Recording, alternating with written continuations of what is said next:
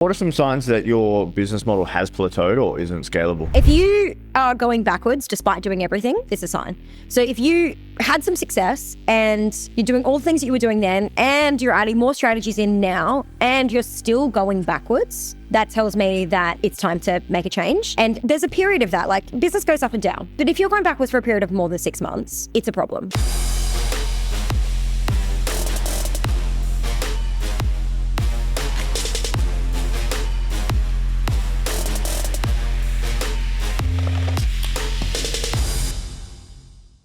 Welcome to the Success School podcast. We're on episode 78 today. Steph, how are you feeling? It's been 2 months since we've recorded. It has and been. I have my new arm.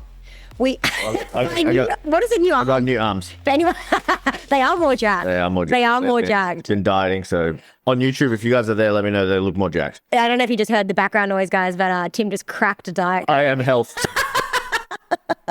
Hey, Tim, your new arms aren't the only thing that's kind of moving and taking shape in your world. What else is taking shape? That's a great segue. So a little bit of a story about something weird I do with a rope. Actually, that wasn't my segue, but this is awesome. Keep going. Okay, cool. Yeah, so I do something new with a rope before Steph coming off. I know she really wants to take over this podcast on her own, but is it okay if I tell a story? Bring back the Steph Gordon. Yeah, is this okay if I tell a story? Apologies. So I've been doing this weird thing where I do a bit of spinal flow, so left, right, articulation, but it's like a skipping rope spinal articulation flow that really gets your hips moving. It's really good for if you've got really rigid hips, which is good for business and personal life as well. But I've really butchered this story, but basically what I'm doing is I'm doing a rope flow, and you basically move a rope. It's not skipping, and you go side to side. Very hard to explain. Hopefully our podcast team can put a clip up of what a rope flow looks like, because I'm butchering this story. Anyway, I feel amazing. Hips are moving epic. My spine feels good. Discount code is Tim10 on windingropes.com. I'm just kidding. It's not, but I've been doing rope flow. Did I explain that well? They was talking about hips and gyrating. Yeah. I don't know. I didn't say gyrating, but I think you're dreaming about the gyrating stuff. So for anyone listening, we would have put a clip up. It's basically where it sounds really lame. He's trying to make it sound cooler.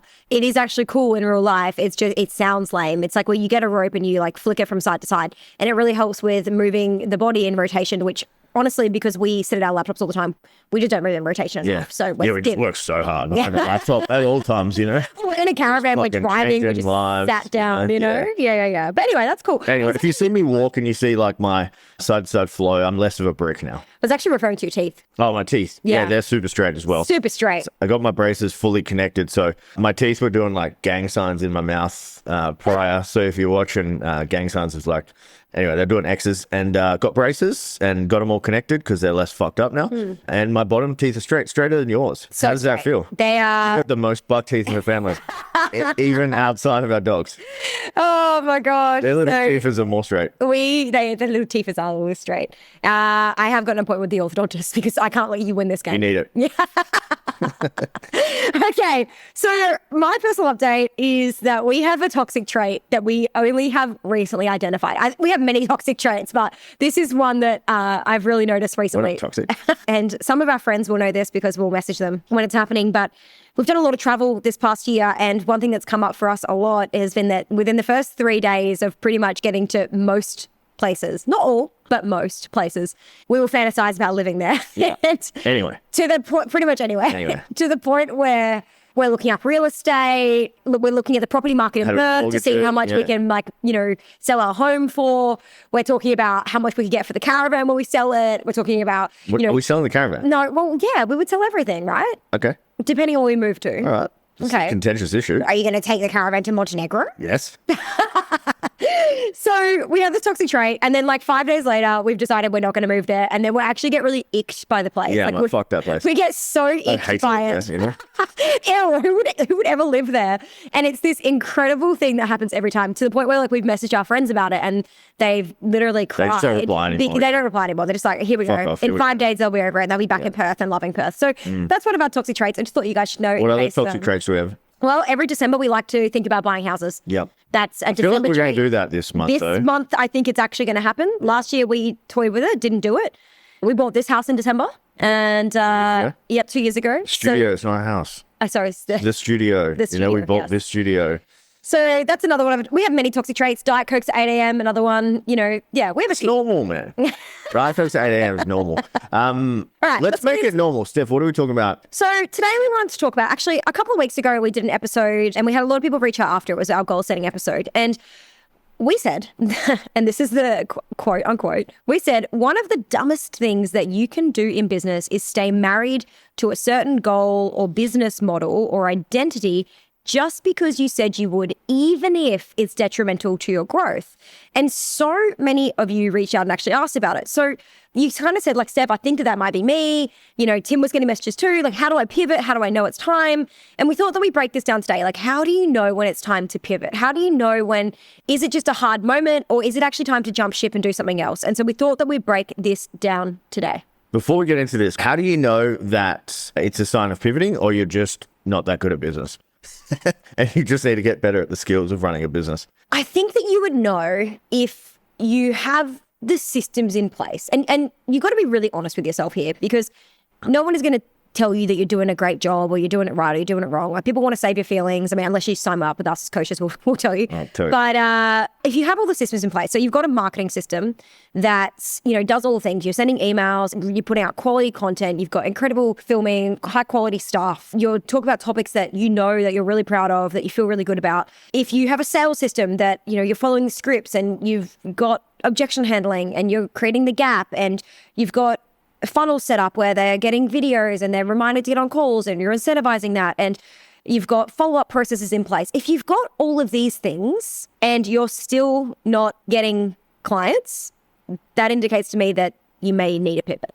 Is that probably 100%. a good time to think about it? Yeah, for sure. You need a marketing system and it needs to be consistent for at least 12 months. You need a sales system, aka getting on the phone and closing using an actual sales system. And then you need to scale that. And if that is still not working, then maybe consider a pivot. Yeah, and if you tried a heap of different offers and if you tried low cost, you tried high cost, and still people aren't buying, it's probably in a pivot thing. Yeah.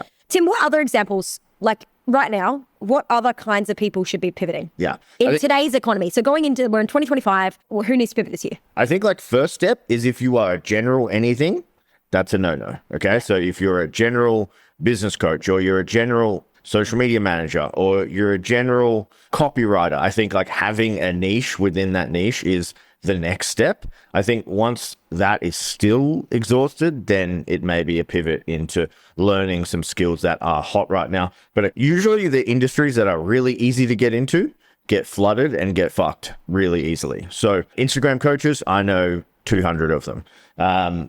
Just a general social media manager, I know more than I've had hot dinners in the last, 4 years.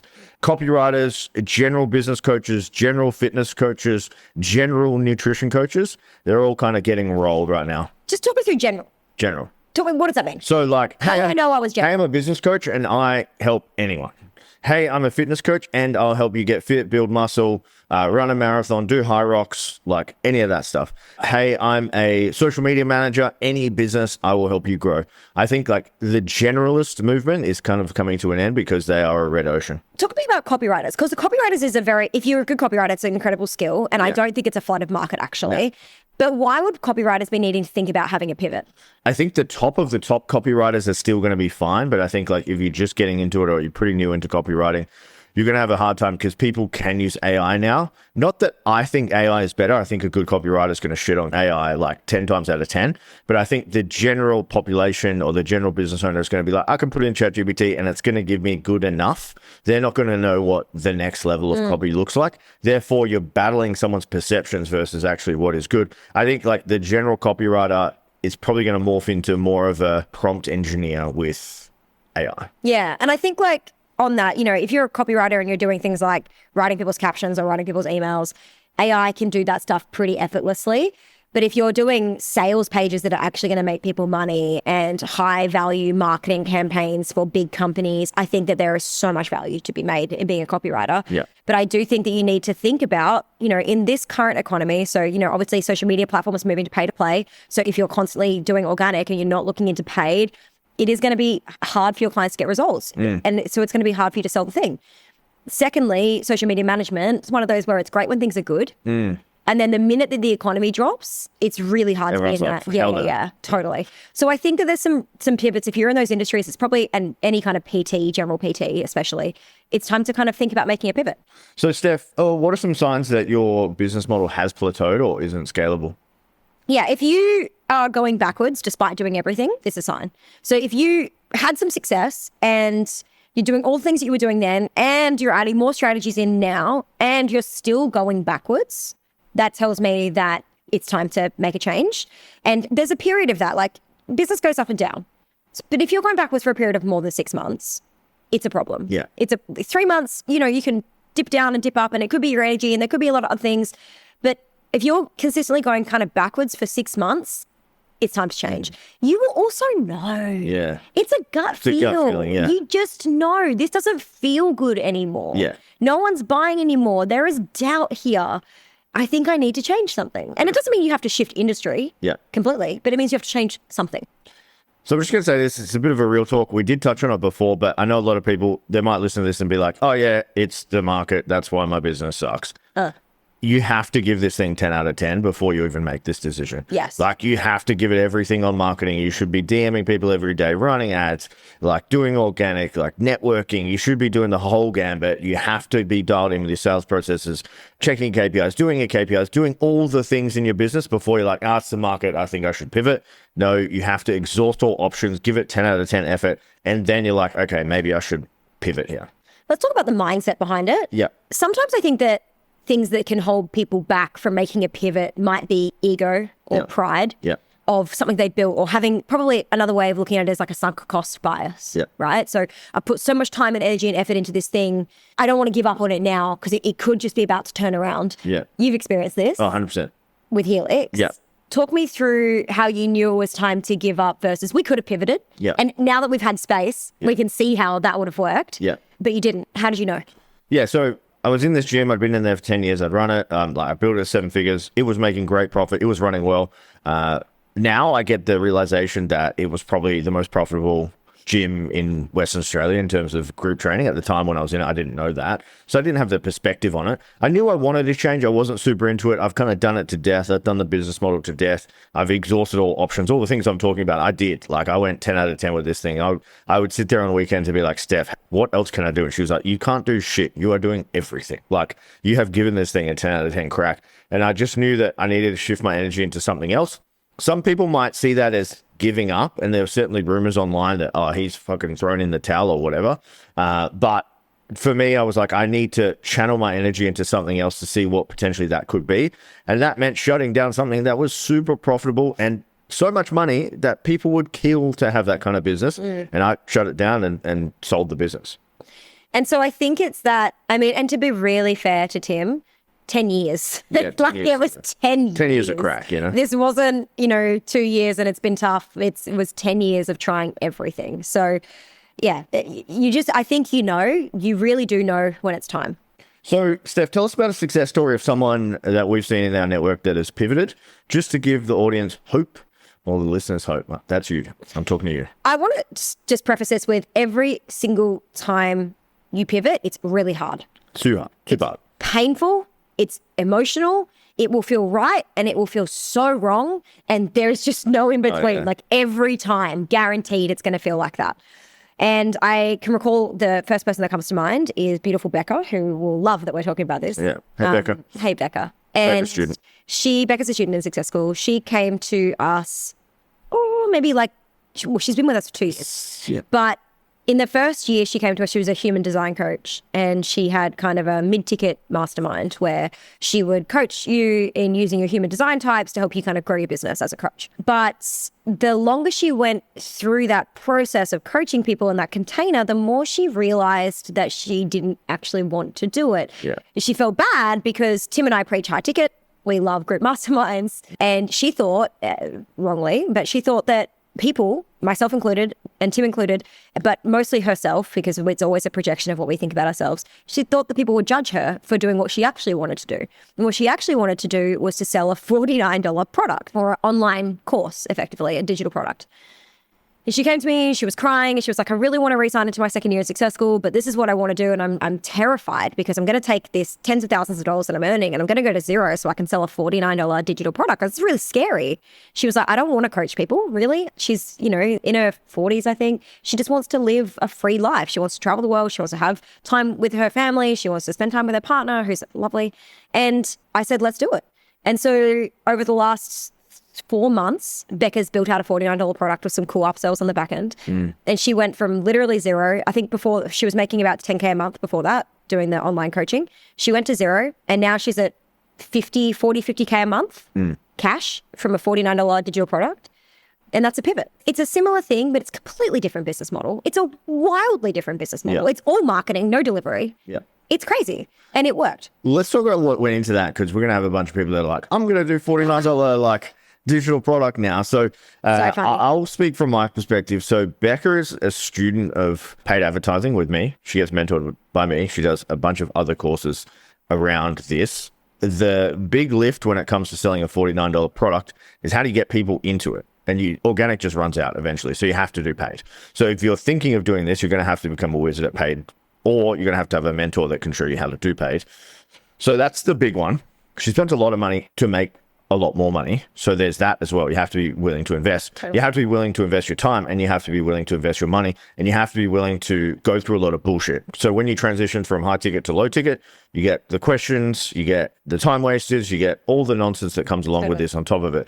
We're just like rainbows and butterflies. She went from 10 to 50K months, by selling something that was 300 times less. Business is not like that. There are costs that come with this, but she has made a really good move and she's 5 extra income and killed it with it. But there are other problems that come with just switching a business model.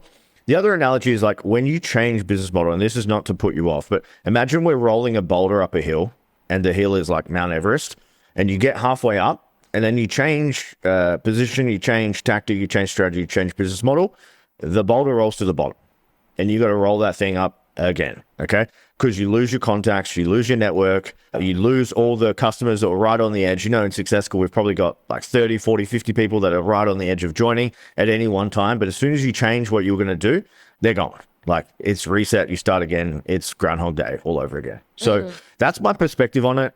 Anything I missed? Yeah, I just want to also preface, Becca's average order is not $49. Yeah. And there's a whole other process that goes into this. There's 5 upsells on the back end. She's had to optimize the landing pages, the funnels, the buy-in, the email marketing sequences. There is so much to it. Yeah. It's crazy. But because she's become a student of it and become obsessed with it, it's grown. Yeah. And she's probably spending roughly 50% of what she makes on ads. Yeah. And so, it's great because she was making 10K a month before. She's still at outgoings. Now she's making 50K a month and she's keeping 25 of it. It's 20. wonderful. Yeah. And it's way more money than she was making before in a model that she loves. But if anyone's looking at going, oh, that sounds easy, maybe I'll swap. It's not easy. So nothing is easy. The only easy thing is the thing that you work at. Yeah. That's it. So, Steph, talk to me about the blue and the red ocean theory. Let's kind of just go through that a bit. Like, what is a blue ocean? What is a red ocean? How does that apply to kind of everything we're talking about today? So a red ocean would be an industry that is flooded or a market that's flooded. So think PTs. General anything.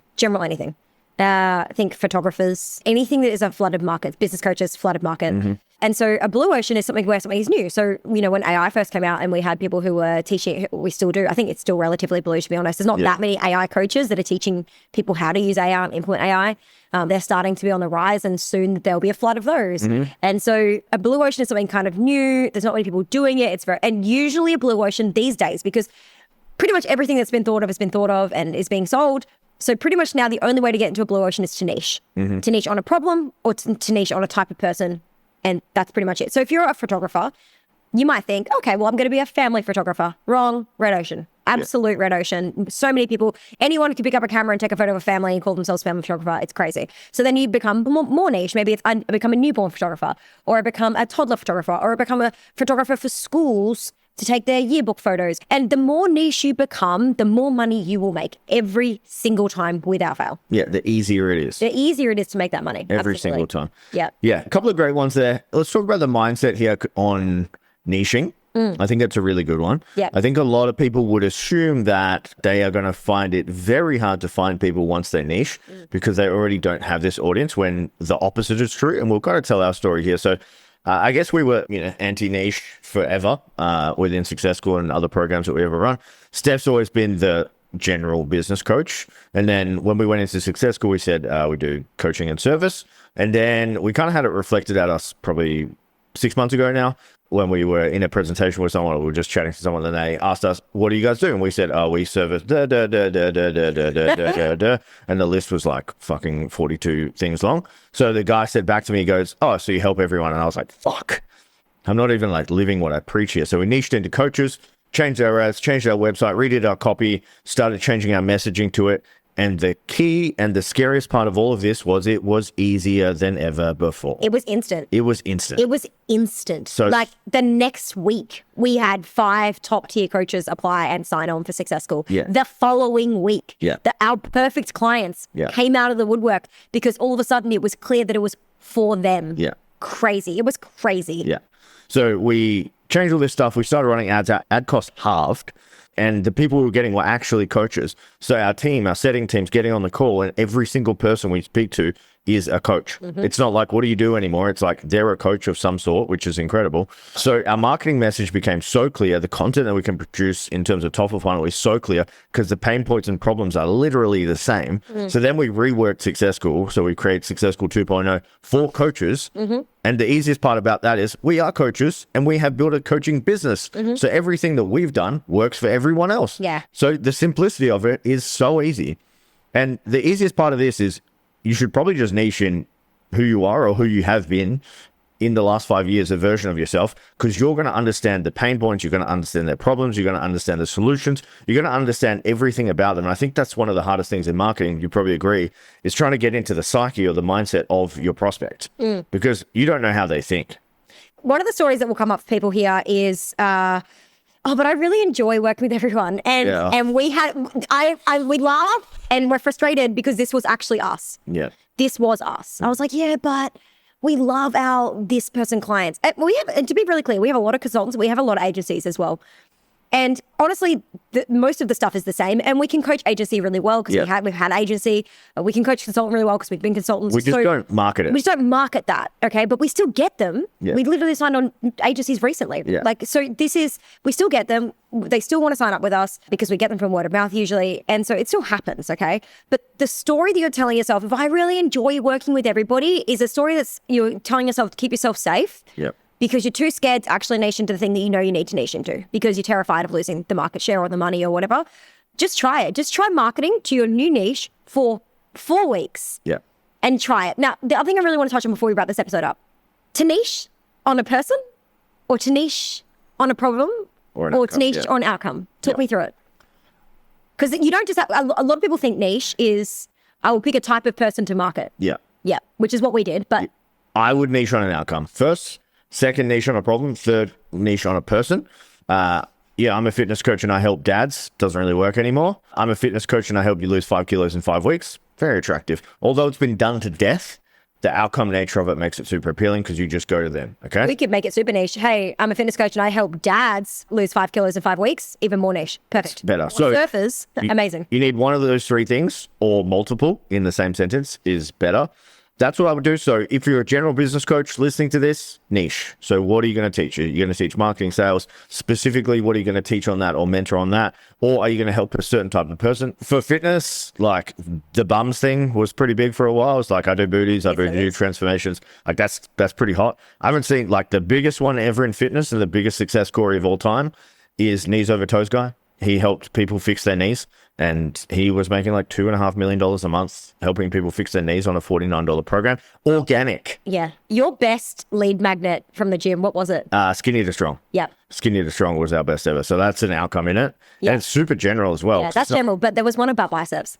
Yeah, there was one about biceps. I had like a biceps program. Yeah. It's like 40-cent leads. It was- Yeah. it was, like, The biceps crazy. program crushed, right? So the answer here is to niche. Like Yeah. the niches and on outcome problems. So I was speaking with one of our clients and she was like, I'll help you elevate your brand. And I was like, Yeah. that's cool. But what if it's like, I'll help you build a brand that doubles your business in 90 days? Yeah. Sign me up. Outcome based. So I think that in a world where there's more noise, you have to cut through by being more specific. General will kill your business. I think like niche on something that no one is doing.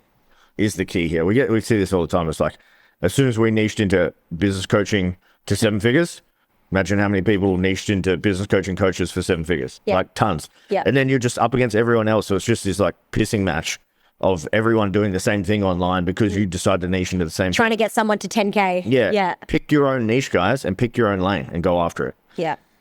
All right. So wrap this episode up, guys. I think that we've hammered it home. It's time to Pick a fucking niche. pick a niche. If you, in your gut, feel like you've been doing everything and it hasn't been working, it might be time to pivot. And the pivot may not be an entirely different business or an entirely different business model. It may be as simple as niching down for you in terms of your pivot. It doesn't necessarily have to be a huge thing, or adding some more skills to your tool belt. I think that for a lot of you, if you're a social media manager, learn ads. If you're a social media manager, learn email marketing. Just add something else to your toolkit to make you valuable in any climate. As always, guys, share the show. Don't be a hoe. She did it. I was wondering if she was going to do it. But yeah, guys, share the show. We appreciate it. That's how we grow. Without you sharing the show, we're going to die a miserable death at the bottom of the charts forever in the podcasting world, and we do not want that. Yeah. Thanks, guys. Thanks, guys.